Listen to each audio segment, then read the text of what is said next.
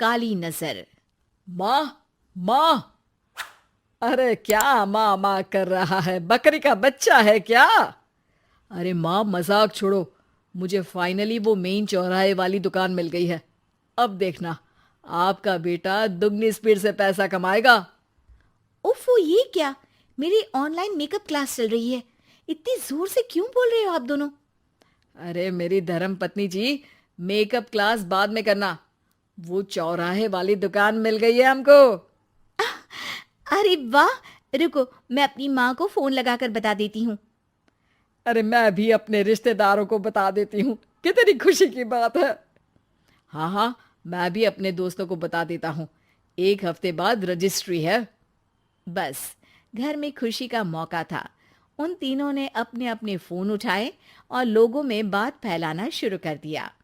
और रही सही कसर, श्वेता बहू ने अपने पड़ोस में सबको बताकर कर दी। अरे वर्मा आंटी, अब हम भी जल्दी कार ले लेंगे। घर का रेनोवेशन होगा और ठाट से रहेंगे हम भी। अरे, ऐसा क्या हुआ? लॉटरी बाटरी लग गई है क्या? अरे, इस बार चौराहे वाली मॉल में हमको भी दुकान मिल गई है। दुकान नंबर 21, जो एकदम चौराहे पर है। अब ग्राहक बढ़ेंगे तो आमदनी भी बढ़ेगी ही ना। अरे वाह, कितनी खुशी की बात है। मैं बहुत खुश हूँ तुम्हें इतना खुश देख के। बाकी एक बात कहूँ, सबको मत बताते फिरना। किसी की नजर लग जाएगी तो खुशी की खबर वापस लौट जाएगी। हैं? ऐसे थोड़ी ना होता है। अब डरा रही हो। अरे सही कह रही हूँ। काली नजर कहते हैं इस चीज को, जब आप किसी को कुछ बताओ और वो काम बिगड़ जाए। अरे लेकिन मैं तो। तुमने सबको बता दिया ना? हाँ, फोन लगा लगा के। अब बच के रहना। काली नजर बड़ी खतरनाक होती है। श्वेता इतनी खुश रहती है कि वो वर्मा आंटी की बात पर ध्यान ही नहीं देती, जबकि पड़ोस में और भी लोगों से खुशी की खबर शेयर करती रहती है। अगले दिन राजेश बहुत दुखी होकर घर आता है। अरे बेटा, क्या हुआ? मुंह क्यों सूजा हुआ है? मधुमक्खी ने काट लिया क्या? माँ, वो दुकान किसी और के पास चली गई। किसी ने ज्यादा भाव लगा दिया। अरे पर बात तो आपसे हुई थी ना उस दुकान वाले की। हाँ, आज मैं टोकन अमाउंट देने गया था, तब मुझे पता चला। कोई आकर सुबह मुझसे पहले ही ज्यादा अमाउंट दे गया। हम्म, काली नजर। क्या? क्या कहा? वर्मा आंटी ने समझाया था कि किसी को बताना मत, वरना काली नजर लग जाएगी। अच्छा, तुम्हें उनकी बात मान लेनी चाहिए थी। उनकी बात मान लेती, लेकिन उसके पहले ही सबको बता चुके थे ना हम तीनों। अरे अगली बार से ध्यान रखेंगे। कोई भी नई चीज होगी तो किसी को नहीं बताएंगे। तीनों कुछ दिन ऐसे ही रहते हैं, पर एक दिन श्वेता को एक मेल आता है। राजेश, मेरा ऑनलाइन मेकअप कोर्स कंप्लीट हो गया। अब मैं खुद का पार्लर खोल सकती हूँ। अरे वाह, अपने मोहल्ले में ही खोलते हैं। ये जो घर के सामने दुकान है ना, वहीं। हाँ, यहाँ सस्ती भी मिल जाएगी। अगले दिन श्वेता वर्मा आंटी के पास जाती है, मिठाई का डब्बा लेकर। अरे आओ आओ, कैसे आना हुआ?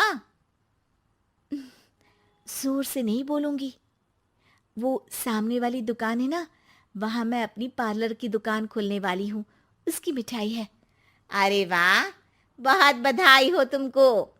हाँ, मैं कमाने लगूंगी तो राजेश पर पूरे घर का बोझ नहीं रहेगा ना आंटी जी। ये तो है। पर ये बता कि तूने ये बात किसी और को तो नहीं बताई ना? अरे नहीं नहीं, पिछली बार गलती कर दी थी। काली नजर लगी किसी की और राजेश के हाथ से वो दुकान चली गई थी। सबको मत बताना। चलो मैं चलती हूँ, कल दुकान की बात करने भी तो जाना है। अगले दिन श्वेता दुकान के लिए मालिक से बात करने जाती है। अरे लेकिन दुकान तो हम कल रात को ही किसी को दे चुके हैं। कल ही? हाँ, कल ही। 2 दिन बाद कोई यहाँ पार्लर भी खोल लेगा। अब कहीं और दुकान देख लीजिए। अरे पर हमको भी तो पार्लर ही खोलना था। हाँ भाई, एक ही दुकान है, आधी आधी तो नहीं दे सकता ना मैं। राजेश और श्वेता घर पर हताश होकर आ जाते हैं। इस बार तो किसी को बताया भी नहीं था, अब किसकी काली नजर लग सकती है। सुनो, तुमने माँ को बताया था क्या? अरे कैसी बात कर रही हो, माँ की नजर थोड़ी ना लगेगी। पक्का तुमने किसी को नहीं बताया था ना? सिर्फ वर्मा आंटी को बताया था, उन्होंने ही मुझे किसी को नहीं बताने को कहा। अरे यार, तुम भी सही हो, मेरी माँ को नहीं बताने को कह रही हो, पर वर्मा आंटी को बताना तुम्हें जरूरी लगा। अरे वर्मा आंटी ने ही तो काली नजर के बारे में बताया था ना, वो हमेशा हमारा भला ही तो चाहती हैं। मेरी माँ भी हमारा भला ही चाहती है। अरे पर चिल्ला क्यों रहे हो? बात नहीं कर सकते क्या आराम से? नहीं आता वो आराम से बात करना, और करना भी नहीं चाहता हूं मैं। दुकान जाने का दुख गुस्से में बदल गया था और राजेश और श्वेता में बात बंद हो गई थी। 2 दिन बाद मोहल्ले में पार्लर का इनॉग्रेशन हुआ, जिसमें मोहल्ले के सभी लोगों को बुलाया गया, पर श्वेता, राजेश और माँ नहीं जाते। माँ, अंदर आ जाओ, क्या देख रही हो? अरे नया पार्लर देख रही हूं अपने आंगन से। देखो, माँ को दूसरे का सुख देखने में कितना मजा आ रहा है, मेरा दुख नहीं दिख रहा इन्हें। यहाँ मेरा पार्लर भी तो हो सकता था। अरे चुप रहो यार, हर बात में लड़ाई क्यों ढूंढ रही हो? राजेश और श्वेता फिर बहस करने लगते थे। तभी माँ ने दोनों को बाहर बुलाया। अरे जरा देखो तो, दुकान चलाने वाले का बोर्ड पर नाम क्या लिखा है? श्रुति वर्मा। गाड़ी निकाले बेटा, हमें कहीं जाना है। काली नजर का इलाज कराने? राजेश अपनी बाइक निकालता है। तीनों ट्रिपलिंग कर रहे हैं। माँ राजेश को उस मॉल वाली दुकान पर लेकर जाती है जहां राजेश अपनी दुकान खोलने वाला था।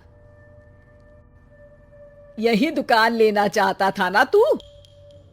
हाँ, पर इनको भी दुखी करने लेकर आई हो क्या यहाँ पर दुकान दिखाकर? वहाँ काफी नहीं था? अरे श्वेता, थोड़ा सब्र रख, अभी पता चलेगा कि हम यहाँ क्यों आए हैं। बता, इस दुकान चलाने वाले का नाम क्या है?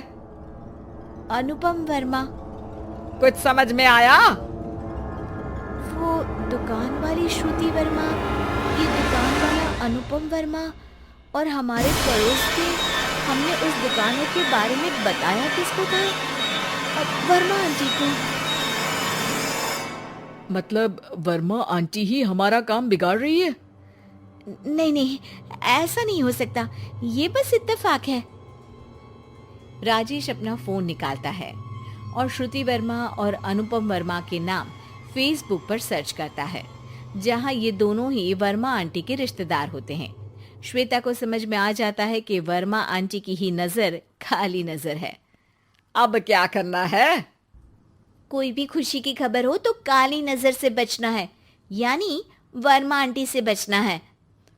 अरे पर मुझे ये समझ में नहीं आया कि वो हमारे साथ ऐसा क्यों करेंगी। अरे बेटा, एक सीख है, दूर के आदमी को आपकी तरक्की से कम परेशानी होगी, पड़ोसी को ज्यादा। दोनों माँ की बात में हामी भरते हैं और अगला काम चुपचाप करने की कसम खाते हैं, ताकि आगे से वर्मा आंटी कोई काम ना बिगाड़ सके।